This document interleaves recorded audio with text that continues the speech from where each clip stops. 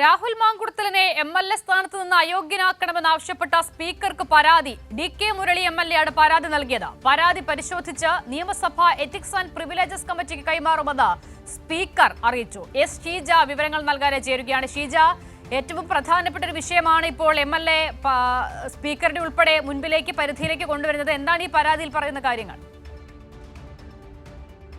പ്രധാനമായും നിലവിലിപ്പോൾ രാഹുൽ മാങ്കൂട്ടത്തിൽ എംഎൽഎ അറസ്റ്റിലായി ജയിലിൽ കഴിയുന്ന ഒരു സാഹചര്യം ആണ്. അപ്പോൾ ഈ ഒരു പശ്ചാത്തലത്തിലാണ് ഏതായാലും കഴിഞ്ഞ ദിവസം സ്പീക്കർ തന്നെ വ്യക്തമാക്കിയിരുന്നു, ആരെങ്കിലും ജനപ്രതിനിധികൾ എംഎൽഎമാർ സാമാജികർ ആരെങ്കിലും പരാതി സ്പീക്കർക്ക് നൽകുകയാണെങ്കിൽ അത് പ്രിവിലേജസ് ആൻഡ് എത്തിക്സ് കമ്മിറ്റിയുടെ പരിശോധനയ്ക്ക് വേണ്ടി വിടും എന്നുള്ള കാര്യം സ്പീക്കർ നേരത്തെ തന്നെ വ്യക്തമാക്കിയിരുന്നു.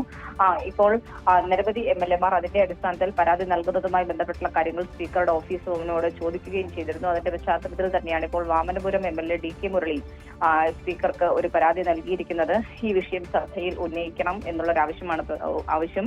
അതോടൊപ്പം തന്നെ രാഹുൽ മാങ്കൂട്ടത്തിലിനെ അയോഗ്യനാക്കണം എന്ന ഈ ഒരു പരാതിയിൽ ആവശ്യപ്പെടുന്നുണ്ട്. ഏതായാലും ഈ പരാതി സ്വാഭാവികമായും അതിന്റെ തുടർ നടപടി എന്ന രീതിയിൽ ആദ്യം സ്പീക്കർ പരിശോധിക്കും.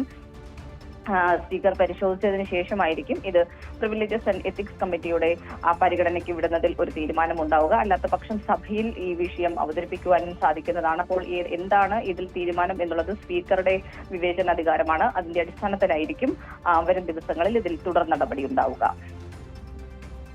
ശരി, ഷീജയാണ് വിവരങ്ങൾ നൽകിയത്. ഷീജ, ഇതിൽ ഏറ്റവും പ്രധാനപ്പെട്ട ഒരു കാര്യം, രാഹുൽ മാങ്കൂട്ടത്തിനെതിരെ വലിയ ആരോപണങ്ങൾ ഉയരുന്നു. അത് കേസിലേക്കും പരാതികളിലേക്കും ഒക്കെ വരുന്ന ഘട്ടത്തിൽ പോലും കൂടെ നിർത്താൻ ഒരു നിർവാഹവുമില്ലാതെ കോൺഗ്രസിൽ നിന്ന് പുറത്താക്കിയെന്ന് പ്രഖ്യാപിക്കുന്ന ഒരു സമീപനം UDF കോൺഗ്രസ് നേതൃത്വം സ്വീകരിച്ചു. പക്ഷെ അപ്പോഴും ധാർമ്മികതയുണ്ടെങ്കിൽ അവർ അതിനു മുൻപ് ചെയ്യേണ്ടത് കോൺഗ്രസ് ടിക്കറ്റിൽ മത്സരിച്ച് വിജയിച്ച എംഎൽഎയുടെ സ്ഥാനം രാജിവെക്കാൻ ആവശ്യപ്പെടുകയായിരുന്നു.